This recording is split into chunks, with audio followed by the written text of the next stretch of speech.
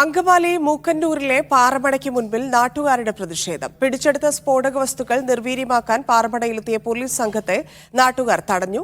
ഒഴിഞ്ഞ പാറമടയാണെങ്കിലും പ്രദേശത്ത് വെച്ച് നിർവീര്യമാക്കാൻ അനുവദിക്കില്ലെന്ന് നാട്ടുകാർ പറഞ്ഞു. വിവരങ്ങളുമായി മോസിന അസു ചേരുന്നു. മോസിന, എന്താണ് ഇപ്പോൾ തർക്കം നടക്കുകയാണോ? വിവരങ്ങൾ.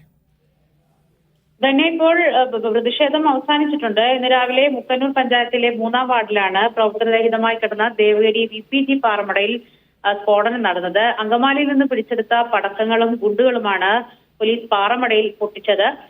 കോടതിയുടെ അനുവാദത്തോടു കൂടിയാണ് പാറമടയിൽ ഇവ നിർവീര്യമാക്കിയതെന്നാണ് പോലീസ് പറയുന്നത്. എന്താണെങ്കിലും പാറമടയിലെ 4 കിലോമീറ്റർ ചുറ്റളവുള്ള വീടുകൾക്ക് സ്ഫോടനത്തിൽ കേടുപാടുകൾ സംഭവിച്ചിട്ടുണ്ടെന്നാണ് പ്രദേശവാസികൾ പറയുന്നത്. ഇതാണ് ഇത്തരത്തിലുള്ള പ്രതിഷേധം ഉണ്ടാകാനുള്ള കാരണം. എന്താണെങ്കിലും Aluva rural SP Vaibhav Saxena, DYSP, Angamaly CA ഉൾപ്പെടെയുള്ള പോലീസ് ഉദ്യോഗസ്ഥരും മറ്റും സ്ഥലത്തെത്തിയതിനു ശേഷം വീടുകൾക്ക് നാശനഷ്ടം സംഭവിച്ചവർക്ക് അർഹമായ നഷ്ടപരിഹാരം നൽകാമെന്നൊരു ഉറപ്പിന്റെ മേലിലാണ് ഇപ്പോൾ പ്രതിഷേധം അവസാനിച്ചിരിക്കുന്നത്.